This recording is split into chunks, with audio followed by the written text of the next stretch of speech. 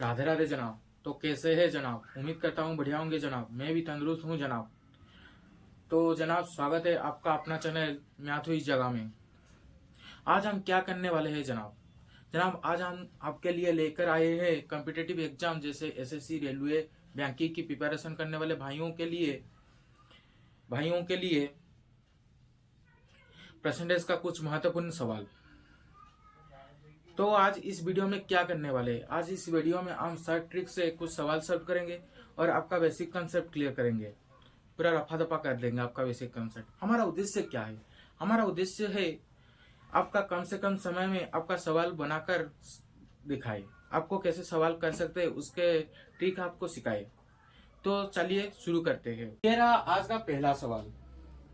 पहला सवाल क्या पूछा है? पहला सवाल पूछा है there has been a 25% increase in the rice stock in the shop. What percentage of the rice stock should be sold so that the stock become again as it is as in the beginning? इसका मत question में पूछना क्या चाहता है? बताया क्या है? पहले बताया क्या है? बताया है 25% इंक्रीज क्या है किसी राइस स्टॉक में, किसी शॉप में राइस स्टॉक में 25% की वृद्धि किया गया है। तो उससे कितना सेल किया जाए, पहले जितना स्टॉक था वो स्टॉक पहले जैसा हो जाए। तो पहले स्टॉक में था 100 यूनिट।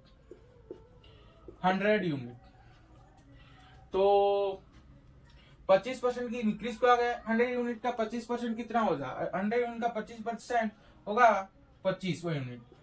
यानी स्टॉक इंक्रीज करने के बाद कितना हो जाएगा? स्टॉक में 125 हो जाएगा, 125 यूनिट हो जाएगा।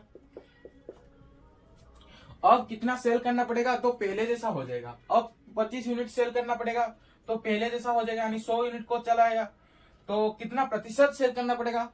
तो 25 बटा 125 यूनिट इंटू 100। 25 में 125 कट गया 5, 5 में 100 कट गया 20, यानी 20%। यानी 20% सेल करना पड़ेगा स्टॉक में। स्टॉक का 20% सेल करना पड़ेगा पहले जैसा करने के लिए, स्टॉक करने के लिए। तो इसका आंसर क्या है? 20%। ये रहा आज का अगला सवाल, यानी दूसरा सवाल। दूसरा सवाल में पूछा क्या गया है? पूछा गया है if 45% of a number is 15 less than 70% of that number, then find the number. Then the number is and find the number.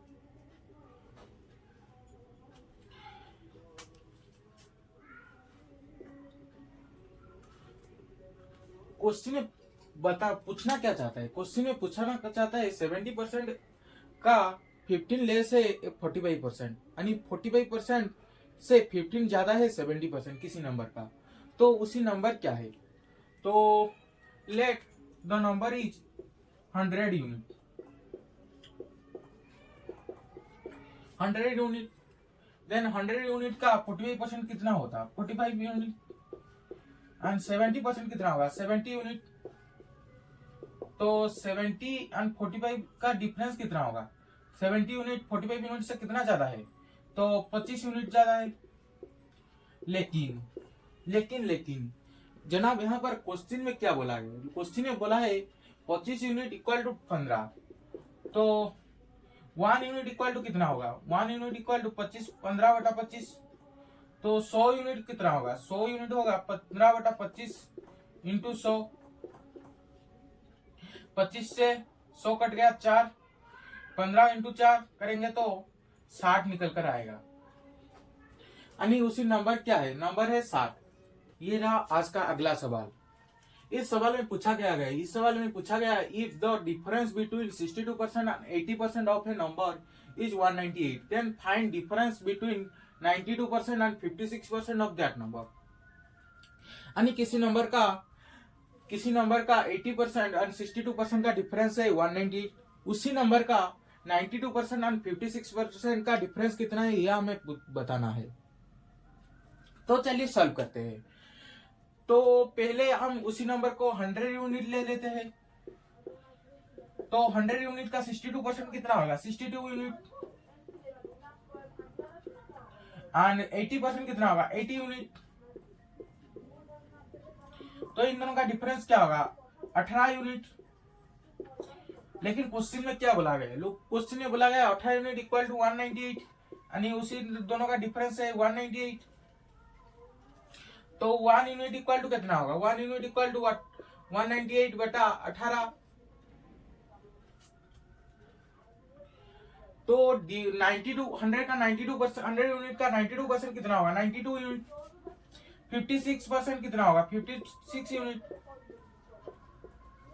इन दोनों का डिफरेंस कितना होगा, 36 यूनिट। तो 1 यूनिट इक्वल टू 190 बटा 18 यूनिट।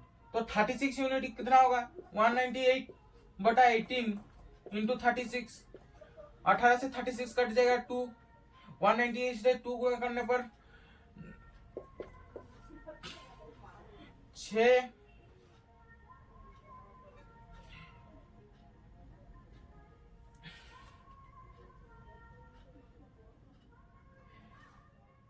396 आणि 396 आएगा, 396 आएगा।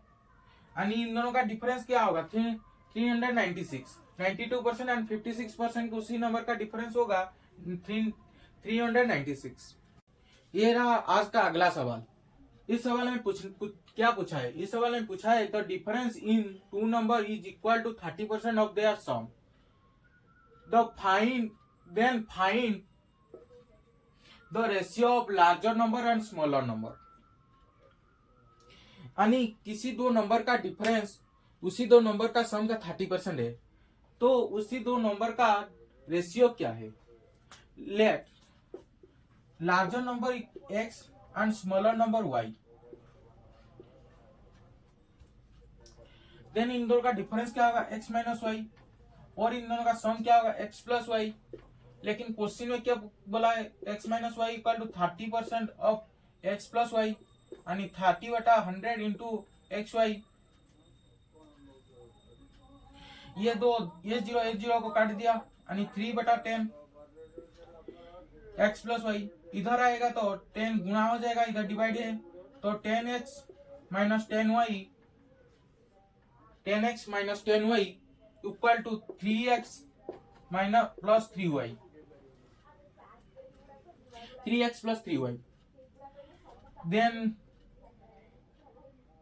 इधर 10y प्लस हो जाएगा, इधर 10x माइनस 3x हो जाएगा, इधर जाएगा तो माइनस 10y प्लस 10y हो जाएगा, 10y प्लस 3y यानी 7x equal to 13y। Then इधर आएगा तो y डिवाइड हो जाएगा, इधर 7 जाएगा तो डिवाइड हो जाएगा।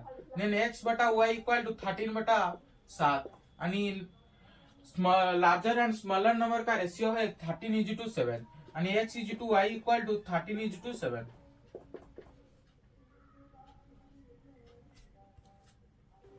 ये रहा आज का अगला सवाल।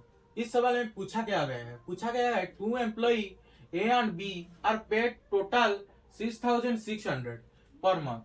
If A is paid 120% of B, then what amount will be paid to B?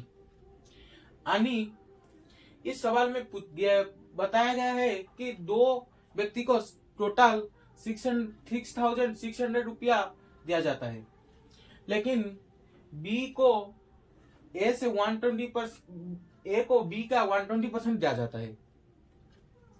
तो B का कितना होगा, तो B का होगा let B equal to 10x, then A equal to 12x यानी 10x का 120% 12x। तो इन दोनों का टोटल कितना होगा, इन दोनों का टोटल होगा 22x। लेकिन क्वेश्चन में बताया क्या गया है, क्वेश्चन में बताया गया है 22x equal to 6,600, then x is equal to 6,600 divided by 22, 6,600 divided by 22 यानी 300। तो b का अमाउंट कितना है, b का अमाउंट 10x है यानी 10 इंटू 300, 10 इंटू 300 करने पर 3000 निकल कर आएगा। यानी b को कितना पैसा दिया जाता है, b को 3000 रुपया दिया जाता है।